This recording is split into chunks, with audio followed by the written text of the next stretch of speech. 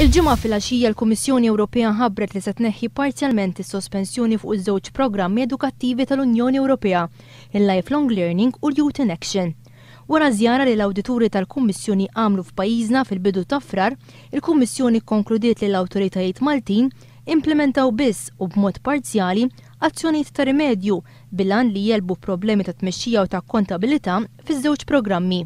F'intervista fuq Radju Malta s-Sibt filgħodu l-Ministru responsabbli Dolores Cristina qalet li skonti sar xogħol biżżejjed mill-Ministeru biex jiġu indirizzati n-nuqqasijiet li kien hemm u kien jidrilha li l-Kummissjoni kellha tneħħi s-sospensjoni kollha. Naturalment aħna konna qegħdin nittamaw illi il-final lifting setet saret bħalissa x'derilna illi sar ix-xogħol suffiċjenti.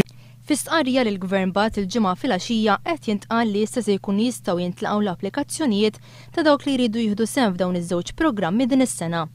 Il-Kummissjoni fl-ittra tagħha li bagħtet lill-Ministru Dolores Cristina u fl-istqarrija maħruġa lill-midja iżda qed tagħmilha ċara li għad hemm nuqqasijiet.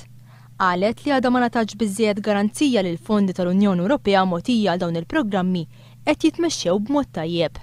Jekk il-Kummissjoni tibqa' ma tkunx sodisfatta bil-miżuri li qed jieħu pajjiżna f'dan ir-rigward, il-Kummissjoni qalet li terġa' tissospendi dawn il-programmi edukattivi, xi ħaġa li kkonfermata wkoll il-Ministru Dolores Cristina. Il-Kummissjoni dejjem iżżomm id-dritta u tagħti warning illi jekk il-Declaration of Assurance tal-2010 ma tkunx preċiżament kif tixtieq allura jista' jkun li xorta jittieħdu passi.